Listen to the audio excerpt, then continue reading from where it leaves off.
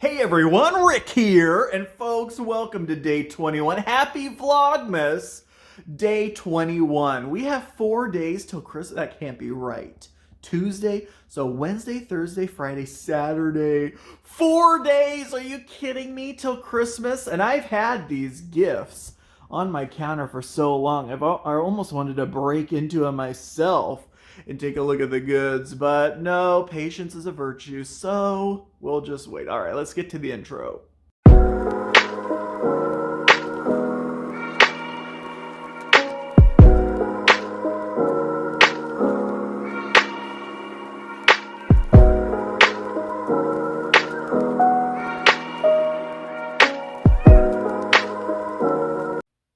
All right, folks, it's mail call time.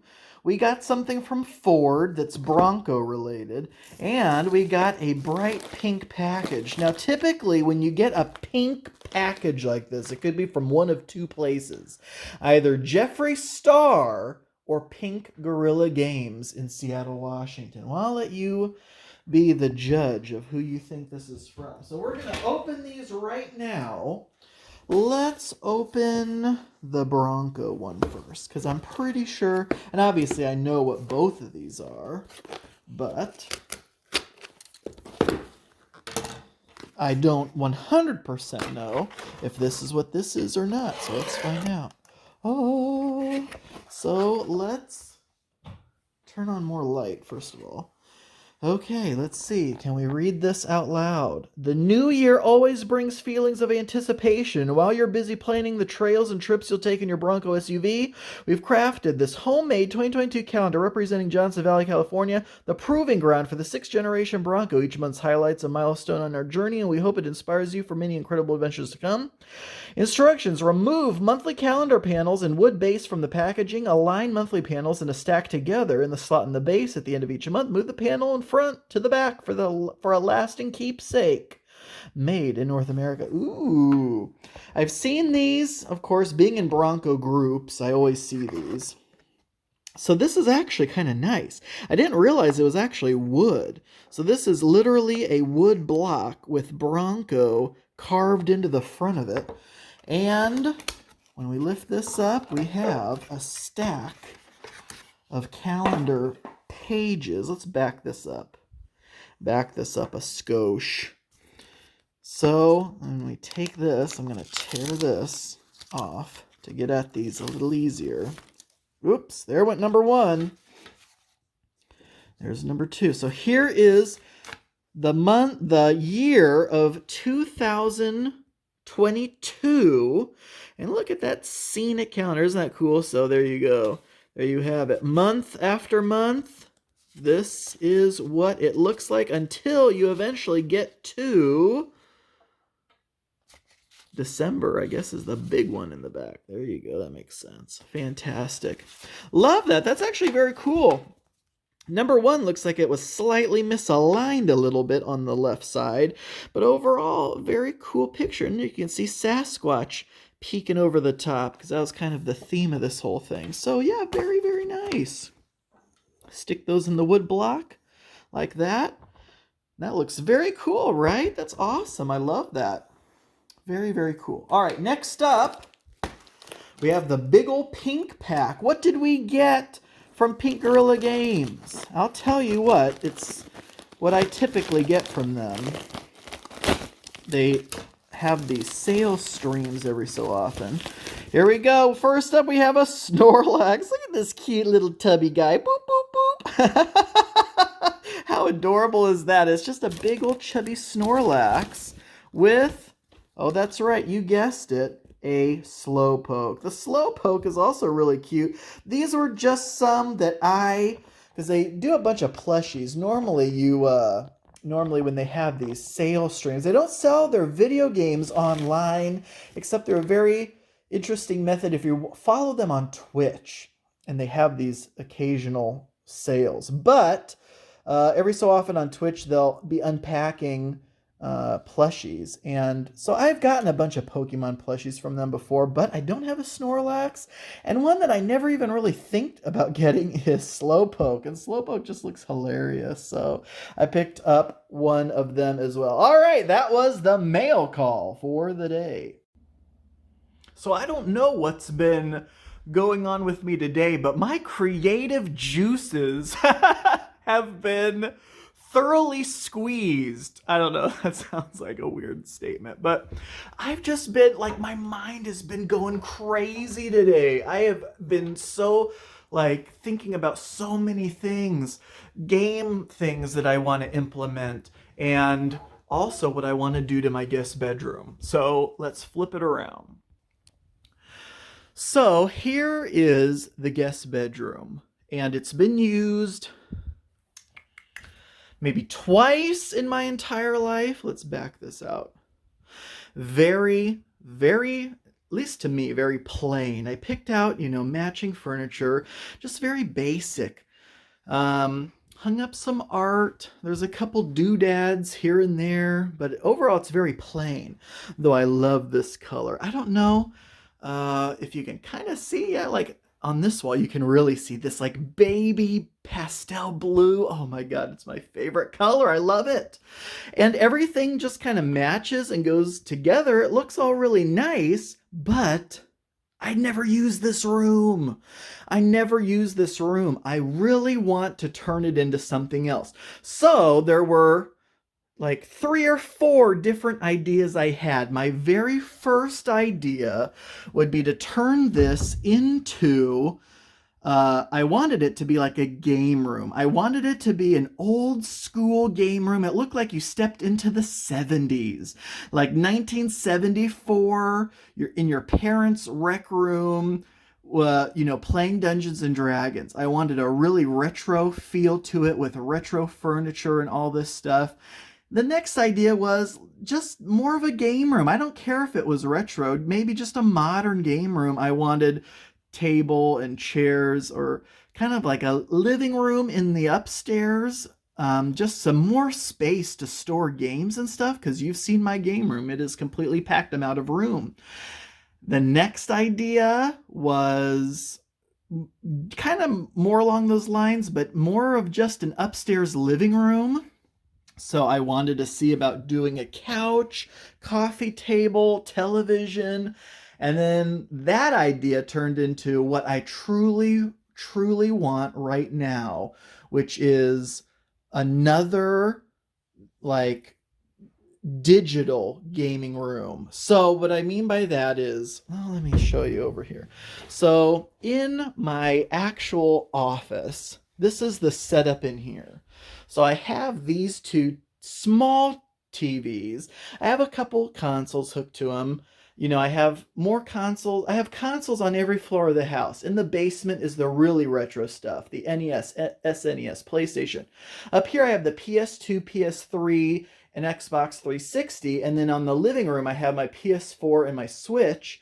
But I love this setup here, the 2 TVs with the DVD player, because I am all about, I have no streaming services. The only streaming service I have is YouTube Premium, so no ads on YouTube. Plus, that's where I also listen to my music. But I love anime, and I feel like I have not been watching enough anime, because when I'm playing PS4 in the living room, it's just one single screen, and normally, this is the setup that I had back in my parents' basement before I moved into my own house. This is it. That's why this TV looks kind of old and stuff like that, because this setup is the same setup I had 7 years ago in my parents' basement, because I would watch anime on one TV while I was playing video games on the other. And this is my ideal setup. I just want to make it much bigger in its own room, so I want to do it in here. And I just don't know if I can fit a couch in up these stairs, because see how the stairs wind down to the living room? Oh God, I would hate to, obviously I would hire someone to do that, but just don't know if it's feasible. Otherwise, I would do maybe a really nice gaming chair or something, and I almost wanted a desk, like a really nice gaming chair, a desk, and then 2 big flat screens on the wall.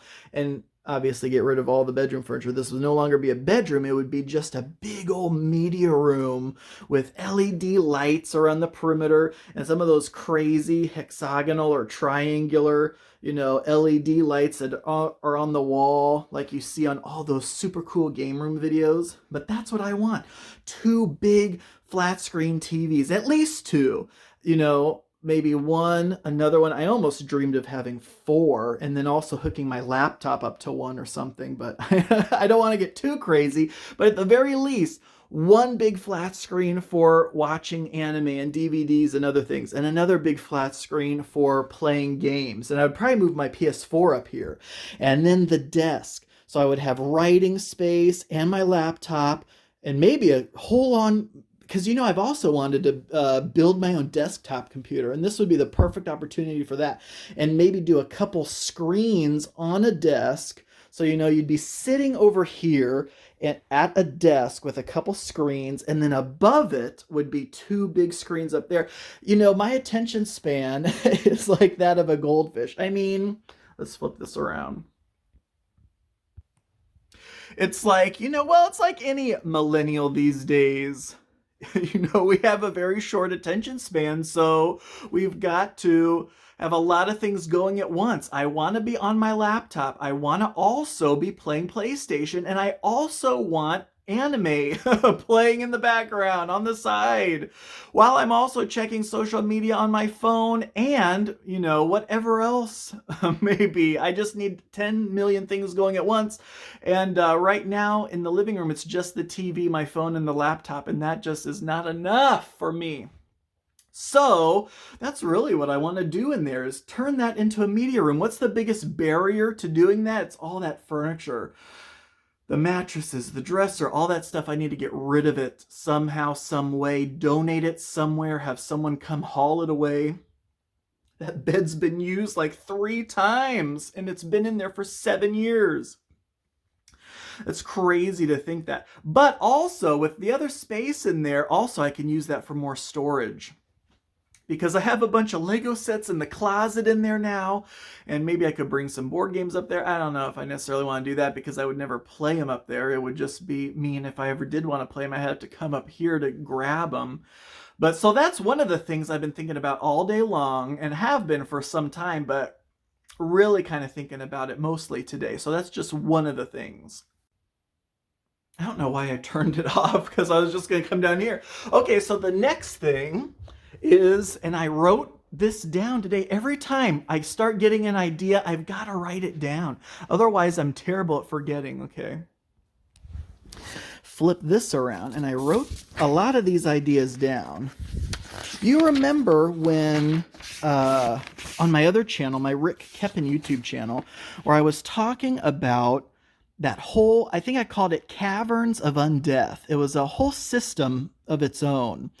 I kind of want to do Dicey Depths in that same vein. So I'm thinking about more items. I'm thinking about ways to make the whole world explorable. And I kind of want to come up with stats for every single living thing in that world. So I thought, okay, so by the way, we're at the Battlefields of Mana miniature cabinet. Oh man, it's all starting to get messy in here. But we have the world map for Battlefields of Mana that I could use for Dicey Depths. And this is the bare bones analog version of it. But the really nice looking version is this. So here is the provinces of Mana, and there are, how many of them? 38? 38 of them. Now, some of them have icons that they have cities in them. Maybe those could be major cities and fortresses and stuff if you base it on this map. I wonder if I still have this map saved. If I do, maybe I could remove those because I want basically every province to have some kind of inhabitants, some kind of dwellings in it. Maybe some that don't have any, like if it was in the middle of a desert or a big mountainous region or something like that, maybe they wouldn't. But even then, I still kind of think they'd have some kind of settlement. But anyway, so that's what I want, is a big old map like this for us to explore. And I've already made up, and this is again for Battlefields of Mana, I made up cards for all 38 of the provinces. And of course, these cards just basically say who they belong to and the marauders that are there, because these are just, cards when you are battling in a Battlefields of Mana campaign across the land. As long as a province is neutral, not yet controlled, it is occupied by marauders you have to take out before you can take control of the province.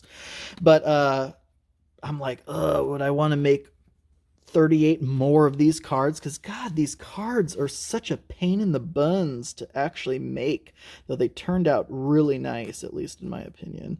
But because then what I would do is have an entire matrix of all the possible living things. And so let's say as a party, oh no, I guess there's 39. So like as a party, maybe we start in province 39.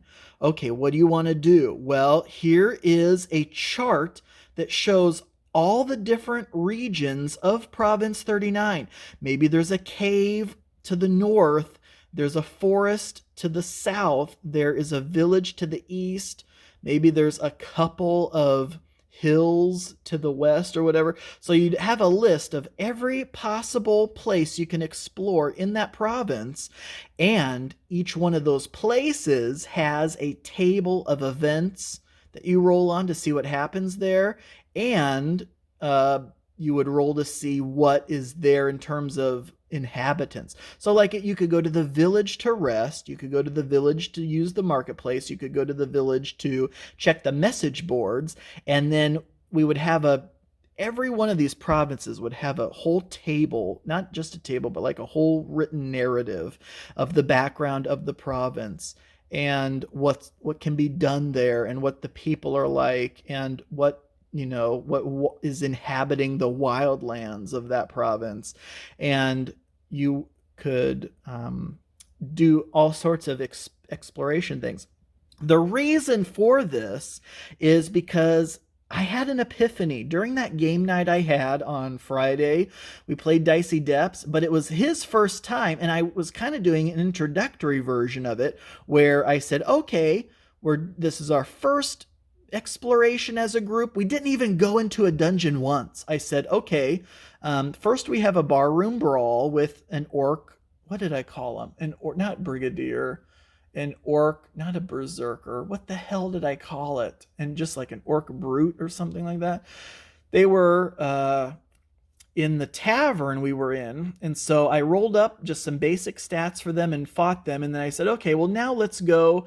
The mayor was impressed by how we defeated that orc and now has a task for us to go to this cave and wipe out some kobold skeletons there. So we did that. And then we went on to a multi-tiered adventure where we took on a big hero sphinx in its nest. And it had a whole bunch of troops that we had to fight before then just to get up to it. But the point is that I was still kind of the DM there.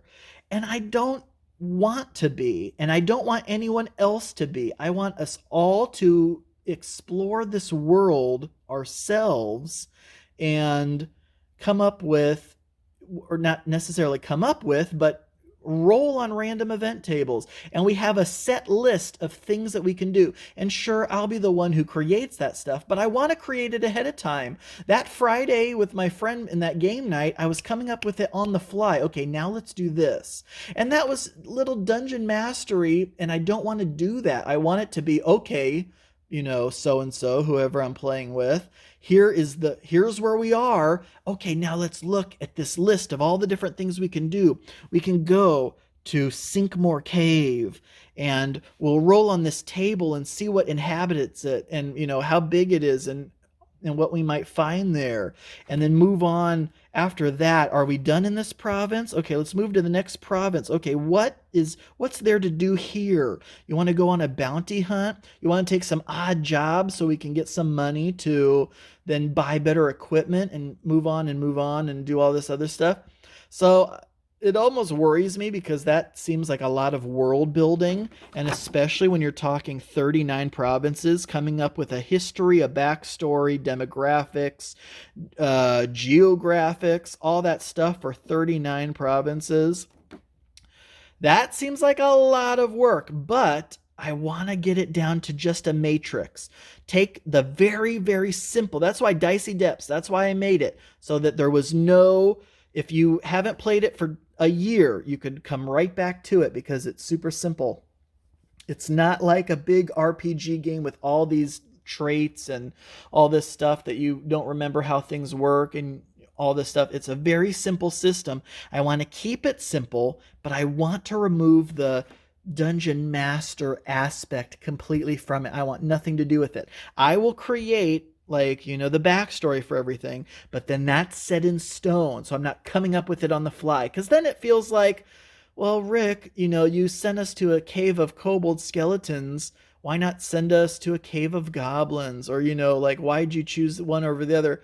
And I'm like, well, it's just what I was feeling then. I don't want it to be what I'm feeling. I want it to be, this is what's in that cave. And what's in that cave is rolled up on a table randomly, not something that I pick, because I don't want control. That's the thing. I don't want control. I want to be just as surprised or scared as the players by rolling on tables. And again, I don't want anyone else to be the dungeon master either. I want us all to be players and in this randomized world. So that's really what I'm kind of thinking of right now. What's in the environments. There's going to be things that are naturally there, but who says that a beholder zombie isn't also in those woods?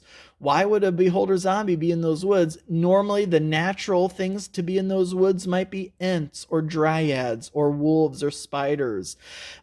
And so to roll what might be in those woods, most likely is going to be those things, but I want there to be a small percentage chance, like on a natural 1, all of a sudden you have to roll on the rare occurrences table because something that you wouldn't have expected to be there is there. So there's a lot of work that's going to go into this if I even ever do it. But I was like, well, I do have this map already made for Battlefields of Mana. I have all these cards. I'd love to actually use these for something. As it is, I'm not entirely sure why I made these. I think it was just a way to break down each province and say where it is and who it is, and just to give them all a name, because this was back when I asked people for names for the provinces. So we have all 39 provinces. They all are named. So at least I have the names. Now I have to come up with the topography and everything else for all of them. But anyway, so that's what I've been doing today is just my creativeness has just been like filling up my mind today. And so I've been writing down this stuff as I was thinking of it, and also thinking of this other game room that I wanted to do. So I mean, oh my gosh, I know I'm rambling. Today's just been a overwhelming day in terms of ideas. Very idea-filled day. All right, folks, here we have the latest Advent Calendar unboxing. We have now completed the entire top row with day 21. If you look at all this stuff we've built, can you tell what we built today in today's Advent Calendar reveal? Well, if you can't guess, I'll just point it out. It's this. Now, I'm recording this right after the Advent Calendar video where we put this together. And I say in that video, and I haven't had much time to deliberate, so I still don't know what this is. What is this? So it's supposed to go like this, so it's straight up and down. It looks like a chimney to me. Maybe a chimney, but I don't get what this red thing is. Is it supposed to be the letter F? You'd almost think the green, I wish it would just stay focused. What is the problem here? The green, I was thinking maybe a wreath with like a red bow on it or something. But I just don't think so. Is that a letter F? There are other better ways to do a letter F. Is this a micro scale skyscraper to go next to, the hospital or the fire station? Or is this a mini figure scale something? I have no idea. It almost looks like a chimney, but I have no idea what the red part is then. Just some holiday decoration. So I am honestly stumped. It may be obvious and I'm just missing the obvious. So either way, if you know what that is, let me know in the comments below. Otherwise, I am stumped. But we only have 3 more left. 22, 23, 24, and then we are done. I'm pretty sure I know what the final 3 are. We'll see if I end up being surprised or not. But all right, that is today's Advent Calendar update. All right, folks, that'll do it for Vlogmas Day 21. Just one more day of work tomorrow, then I have an 8-day weekend, then I have to pop in on New Year's Eve, and then it's another few days off. So we're looking pretty good, folks. We got to get these 2 to bed, though, especially this one. He's looking a little grouchy. But dinner today, I just did some McDonald's, nothing too crazy. And we're just going to chill the rest of the night. So thank you all so much for watching. I do truly appreciate it. And until next time.